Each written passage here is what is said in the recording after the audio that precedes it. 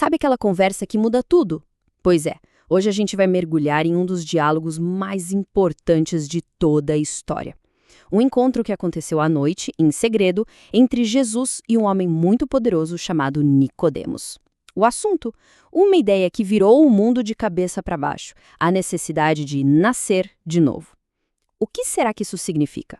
É o que a gente vai descobrir agora. Imagina só uma pessoa que, aos olhos de todo mundo, chegou no topo. Esse era Nicodemos, respeitado, um intelectual, um exemplo de religiosidade. Por fora, o pacote era completo, mas por dentro, alguma coisa não fechava.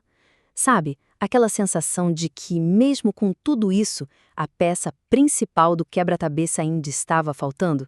E foi essa busca que o levou, escondido, até Jesus. E então, no meio da escuridão, talvez com medo do que os colegas iam pensar, né? Nicodemos vai encontrar Jesus. E olha, esse não era um encontro qualquer. Era o auge do que a religião humana podia oferecer, frente a frente com a verdade de Deus em pessoa. E só para a gente ter uma ideia do peso desse cara, Nicodemos não era um religioso comum. Ele era fariseu, ou seja, levava a lei ao pé da letra, era do Sinédrio, tipo a Suprema Corte da época, e ainda era chamado de mestre em Israel, uma das mentes mais brilhantes da teologia judaica. Resumindo, se existia alguém que, pelas regras do jogo, merecia ser salvo pelo próprio esforço, esse alguém era Nicodemos. Nicodemos chega com um elogio, sabe, bem formal, mas Jesus sempre enxerga além da superfície. Ele não responde ao que Nicodemos falou, mas sim àquela pergunta silenciosa, quase desesperada, que o levou até ali.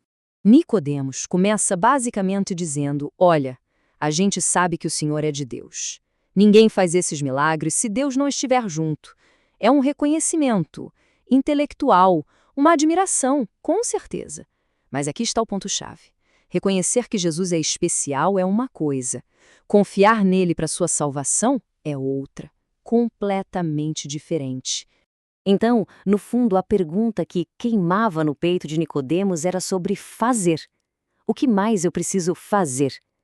Toda a vida dele, toda a teologia dele era baseada em ações, em rituais, em obediência. Ele estava procurando mais uma tarefa para colocar na sua lista de coisas a fazer para Deus. E é exatamente aqui que Jesus pega o mundo de Nicodemos e vira de ponta cabeça. A resposta que ele dá não é uma nova regra, não é mais um ritual. É algo que simplesmente não cabia na cabeça dele. E aqui a conversa muda de patamar.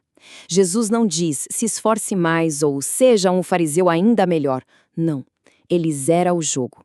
Ele diz que o problema não é o que a pessoa faz, mas o que a pessoa é. É preciso um começo do zero, um novo nascimento. Com uma única frase, Jesus praticamente desmonta toda a lógica da religião baseada em esforço que Nicodemos representava tão bem. Vamos colocar lado a lado esses dois conceitos para entender melhor. A diferença é brutal. Pensa assim, a religião de Nicodemos era como uma escada. Ele tinha que subir, degrau por degrau, com a própria força para tentar chegar em Deus. Cansativo, né? O que Jesus apresenta é o oposto. Não é uma escada para a gente subir, é um presente que desce até a gente. Não é sobre alcançar, é sobre receber. Não é mérito nosso, é graça de Deus. Tá, mas afinal, o que é esse tal de nascer de novo? A palavra original, em grego, é muito legal, porque ela tem um duplo sentido. Pode significar nascer outra vez, um recomeço, e também pode significar nascer do alto.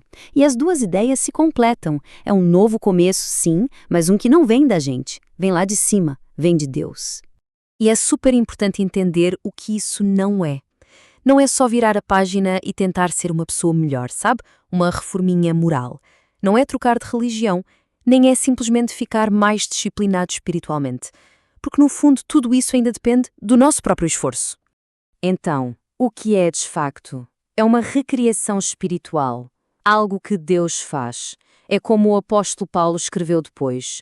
Quem está em Cristo é uma nova criação. Não é uma versão melhorada da gente. É algo completamente novo. Uma obra que só Deus pode fazer. No final das contas, essa é a grande mensagem para Nicodemos. O problema dele não estava no comportamento impecável, estava no coração. E só Deus pode fazer aquele transplante de coração que a Bíblia fala, trocando um coração duro, de pedra, por um que pulsa de verdade. É obra dele, do começo ao fim.